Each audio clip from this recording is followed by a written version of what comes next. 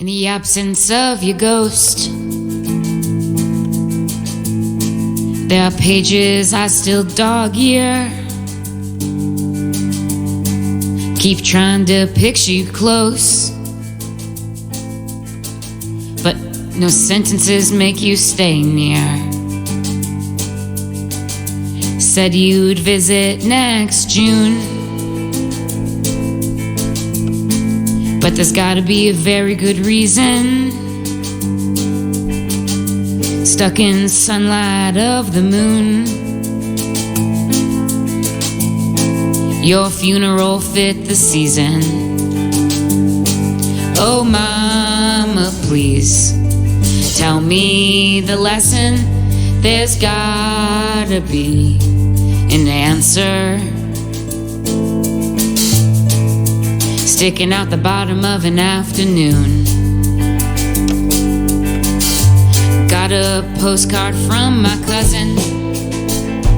Neighbor next door fell out of love with her husband. Asking questions of God often makes me queasy, so I ask the poet above. He says such waltzing is not easy. Oh mama, please tell me the lesson. There's gotta be an answer sticking out the bottom of an afternoon.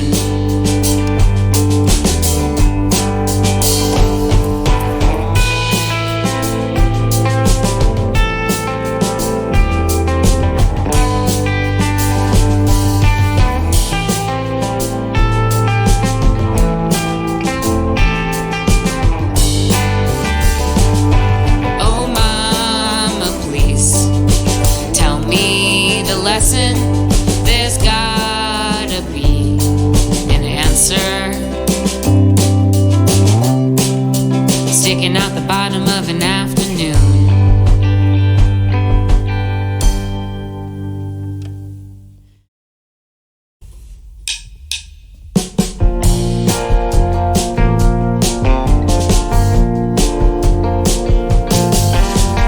Fell in love in 83. Your hair was long and blonde. Your daddy didn't like me.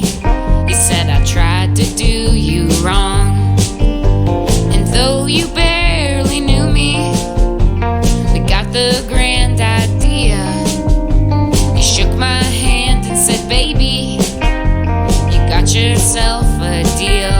Diane, Diane, I tried to stay with our plan. Diane, Diane, I'm saying that I'm still your man. And I'm hoping you'll wait at the bottom of Bitterroot Lake. Said I'd steal a plane, dear, and fill the tank with gas. I knew the way to Mexico when you didn't think to ask. The plan was damn near foolproof.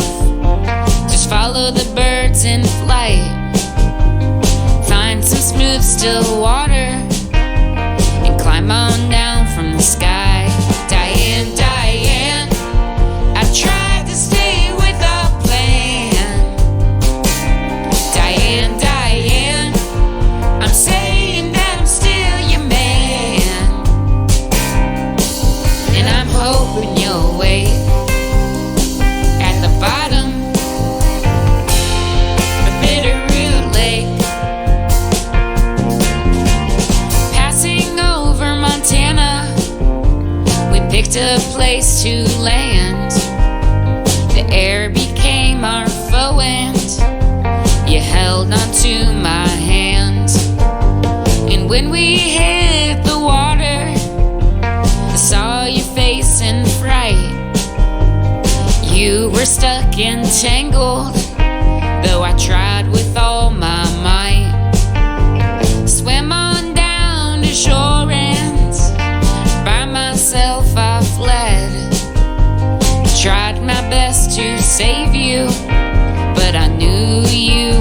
dead.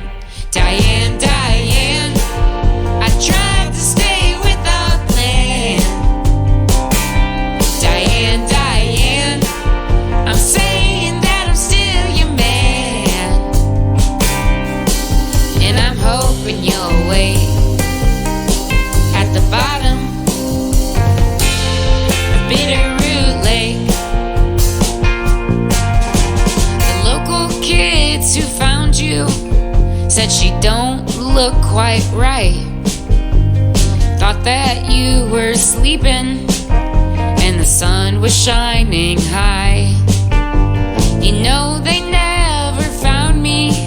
I'm on the wanted list. The guilt has nearly killed me, and I don't know how to live. Dreams of you still haunt me. I see you floating there. My love has never faded. I dream of your wet hair. Diane, Diane, I tried to stay with a plan. Diane, Diane, I'm saying that I'm still your man. Diane, Diane, I'm saying that I'm still your man. And I'm hoping you'll wait at the bottom of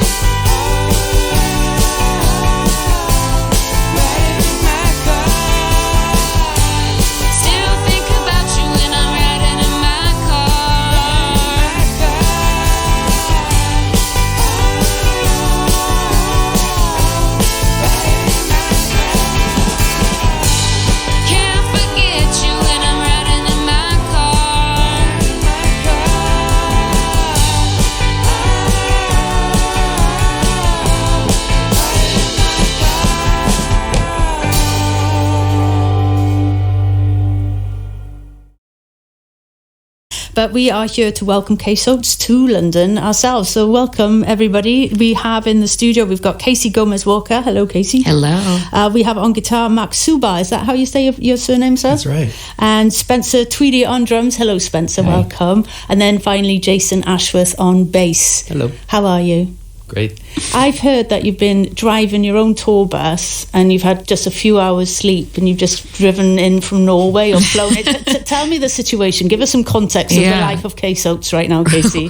Well, we don't have a tour bus. We just flew in from Norway last night, and we were flying in between cities in Norway. Yeah. So no car until this morning where we rented it here. Yeah. But we got about 3 hours of sleep last night after our late flight from Norway to Oslo to London. How was the Norway leg of the tour? It was great. We had really wonderful sold out shows and we played a really cool festival called Cactus in Halden. And yeah, it's just really fun to see different places and different types of fans. Now, my introduction to Case Oats came when you released Bitter Root Lake. Mm-hmm. Do you remember how long ago that was?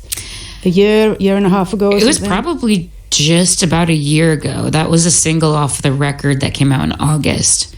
So I think maybe it was in June. Yeah. Has it gone kind of quite mad after that? Because it was quite a distinctive sounding song, you know, both for the story, which we'll go into in detail when we hear the song itself, mm-hmm. but also the sound. It's a very natural, dare I say, raw kind of sound that you have. You're embracing it. Yeah. And it sort of stuck out to me from the crowd.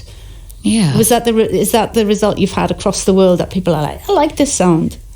I think so. It's hard to say how it's being perceived everywhere, but yeah, we've gotten a really positive reaction to that song. I think it's pretty catchy. People say what they will about my voice, and we always keep it in the front of the mix, and I'm happy with it there, and it's raw and weird, and that song definitely still connects with people. Have you always sung, Casey? No.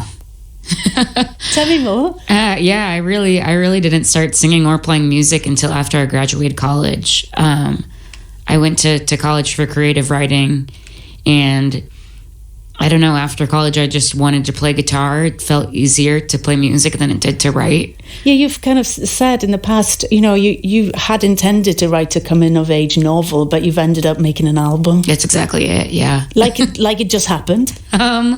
I had a lot of the material already written, and I think a lot of it translated into song. A big catalyst of that was me meeting Spencer, and he had a studio at the time and was also just knew so much more about making music, and that was like a very foreign world to me. Mm-hmm. So being able to meet him and him being like, yeah, of course you can make a song. Has that made you rethink the likes of Leonard Cohen and Patti Smith, or the very much writing-led musicians of the world? Or not really? Yeah, I don't know if it made me rethink them, because I think that I've always held them at such a high standard as more of poets than, musicians in a way. Mm-hmm. So I think that, yeah, it's just they're an inspiration in that sense. Should we hear some music? Yes, let's do it. What are we going to start with? We're going to do Bottom of an Afternoon. It's a single we just put out. It's Case Oats playing for us live today on Six Music. The Bottom of the Afternoon is what we just heard, or not but Bottom of an Afternoon. You call it a song for mantra. The song is a mantra for grief. Yeah. And I wondered whether you could explain where that comes from. Yeah, my uncle passed away last year, and I think that, and I had also lost my grandfather, and Spencer lost his grandfather, all within the span of a year.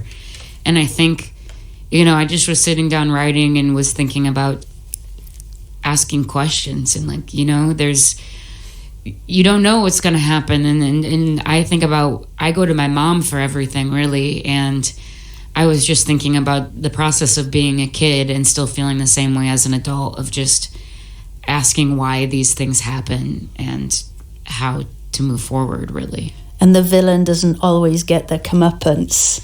Yeah. So you're a massive reader as a child, and Aesop's fables, and I wasn't a massive reader really? At all. My sister was, and I never wanted to do anything like she did. So I never read Harry Potter. I never read that much until I was a little bit older, but I listened to a lot of music and I was obsessed with lyrics, and poetry, and I think that I started reading poetry really before I ever started reading novels. Tell us about the name Case Oats and how you guys all met. I think you're a Chicago-based band, right? Mm-hmm. And what's the scene Chicago. like right now? Yeah, so the name, my name's Casey, so Case just comes from that. But Case Oats was my internet username on a lot of different websites when I was in college, or earlier than that, like grade school through high school. And I had a hamster named Oats, and so that's where it came from. And Spencer and I recorded the first single, Bluff, like not long after we first met, and I just uploaded it to Bandcamp, and put it under Case Oats because that's what I had always used, and I thought that I would eventually change the name, and it stuck. Never did. Yeah, so it's sometimes easier just to stick with it, isn't it? It's a nice kind of like nebulous kind of name, anyways, and you can't put your finger on it or anything. Spencer, how did you first hear or meet Casey? Do you have a vocal mic? Yes, you do. Well, to borrow an American turn of phrase, she slid into my DMs. And we got to know each other, and then we got to know each other in person in Chicago. I was finishing college at the time, and she's very nice to give me that credit for encouraging her to write songs, but really, it's all she talked about. She talked about wanting to make music and idolizing Neil Young and being inspired by so many heroes from the past. Excuse me. And all I really did was say, yeah, of course you can do that. But it seemed to me like something that Casey always, or whether it was at the forefront of her activities and efforts or not, something that she was always interested in.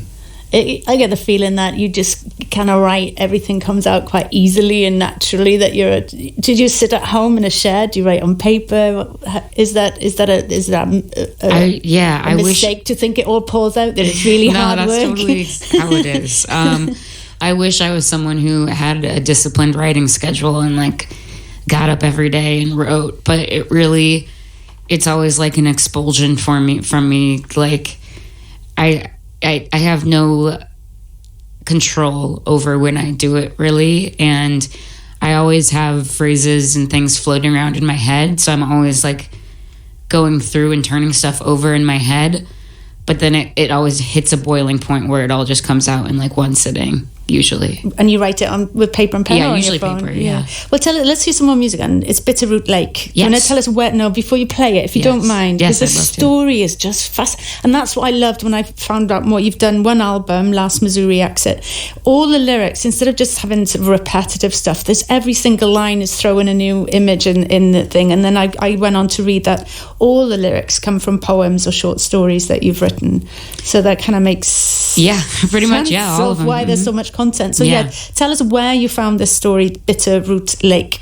Yeah, so I'm totally, I like to listen to true crime podcasts and shows and, whatever. And so I was listening to the program Dateline when I was one time driving from St. Louis to Chicago, and it was an episode about basically the Bitterroot Lake murder. I guess you could call it a murder, but I found it really fascinating, a story of a guy who was totally in love with his young girlfriend, and they stole a plane, and they crashed it, and he tried to save her but left her for dead, and he felt so bad that he went into hiding in Mexico for so long.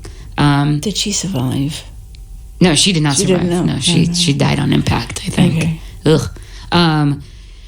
But yeah, I don't know. I heard that story and got immediately obsessed with it and couldn't stop thinking about it. And I drove all the way to Chicago, and Spencer was working at a bar at the time, and I showed up at the bar and sat down and like got out as much as I could about it. And then I showed it to Spencer and was like, all right, what are we going to do with this? And then we really sat down together and wrote the whole song. I think that's a good introduction. Thank you. Let me take off my guitar really quick. Okay. It's a lovely old guitar you've got. What is it, a Gibson? Yes, it is a Gibson. And it's how old? I think it's 54. Yeah, it's a good age. It's very old. Yeah, peaking. He's at a peak. Same age as my dad. Not to age him. Sorry, Dad. No, he's peaking. Yeah, in wisdom and strength. Yeah. Case Oats live in session for us here on Sunday on Six Music. Case Oats playing for us live, and you can see them in Bristol, Louisiana on May the 31st. Also London's Waiting Room, that's sold out June the 1st. June the 2nd they'll be in Manchester, Gulliver's, and then the 3rd Glasgow, the Hug and Pint. And we just heard them play Bitter Root Lake. It reminds me of stuff like Bobby Gentry's Tallahatchie Bridge or Clarence Carter's Patches or something, the totally story-led songs. Definitely. I think that was definitely in the back of our heads and working with us when we were writing it as this classic murder ballad. Yeah. Something dark happens. We always ask our bands to pick out a cover song to do especially for us. So do you want to give us a heads up as to what you've picked to play? We're not going to do it now. We'll do it after the news. But where are we going next? We are going to play a song by the band NRBQ. It's called Ridin In My Car. Why did you pick it? I love the band NRBQ. I think they're kind of messy, but perfect at the same time. And it's just like the right type of rock and roll that I love. That's kind of also poppy. And this song just hits me in a way that a lot of other songs don't. And I hope we can do it justice. Well, we look forward to it. Before that, we've got to hit the news. So let's hear just like a minute and a half, I think, of Nina, and we'll play it in full next week. Here she is with Mr. Bojangles. But it's brought us on the subject of yodeling with my guests today in this show, Case Oats. Casey comes from, you grew up in Missouri, didn't you? And I just wondered whether yodeling is a Missouri thing as well as down around Tennessee and that kind of Appalachia area. Probably not as much in Missouri. I grew up in St. Louis, which is a pretty major city, but I grew up like 40 minutes outside of it. I never saw anyone yodel, but I'm sure some people do. There's a lot of old time music. It is a very music city, right? St. Louis? Yeah. So what's the scene like today, or what it was like when you were growing up so recently? Because I don't know. I left when I was 18, so I don't know like how alive and well the indie scene is, but I know it is there. Yeah. My dad is a blues musician. Is he now? He is, yeah. And so there's a lot of blues in St. Louis because there's the New Orleans connection with the Mississippi River there. So I've spent a lot of my life listening to blues in St. Louis, and my dad plays out all the time. Yeah. You were just saying on air, and Tweedy was saying to Spencer, you were saying that you listen to the BBC and sometimes Six Music as well in Chicago. Is that right? Yeah. Really, when I listen to it is when I get off. I work in bars when I'm home, and when I get off work, the BBC is on our local radio stations because the WBEZ, our local NPR affiliate, goes off and then BBC comes on. I had no idea. Yeah. Because your NPR, that's the public service broadcaster of the US, and that sort of makes sense. I didn't know that still works. And it's still current, that still works. Mm-hmm. Huh. That's cool. Yeah. Listen, that brings us up to our sort of gift to ourselves, oral gift. We're going to have a cover. Yes. And it's what's the title again? Ridin In My Car. Okay, let's hear it with Case Oats live here in the studio. Excellent harmonies, guys. Very, very good. Listen, are you going to be... Did you say you picked up a vehicle now? Because you're heading off to Bristol, Louisiana for the 31st for a show. Is that your mode of transport? Yeah, we got a nice VW minivan. Have you? It's really nice. Who's the driver? Are you all sharing? Spencer. Is he a good driver? Yeah, he's a good driver. He's very safe. Casey, have you been to the UK before? I have, yeah. You have, so you've crossed the countryside. But it's different because it's been hot for a few days. I'm noticing all the grass is a lot yellower than it is normally. I haven't driven around much in the UK. I went to, I guess in Scotland I did when I was a kid. We drove around Edinburgh and saw castles and stuff. But yeah. So you're not going to be scared by the sort of narrow... I used to have many friends from Alabama that would come over and they were like, how do you drive down these narrow roads? You got lorries and parked cars alongside, and it would freak them out. It's definitely freaky. I'm going to leave that to Spencer. Listen, Case Oats is what we've just been hearing. You can see them in Bristol, London, Manchester and Glasgow. And then you've just released Bottom of an Afternoon, the single, the first song you played today. Does that mean the second album is on its way soon, or what's the situation in regards to new material? It is coming. Okay, we leave it with that lovely cliffhanger. Honestly, thank you so much for coming in and spending time with us. Thank you so much for having us. Oh, I should mention you all, shouldn't I? Casey Gomez-Walker, Spencer Tweedy, Mark Suba and Jason Ashworth. Thank you.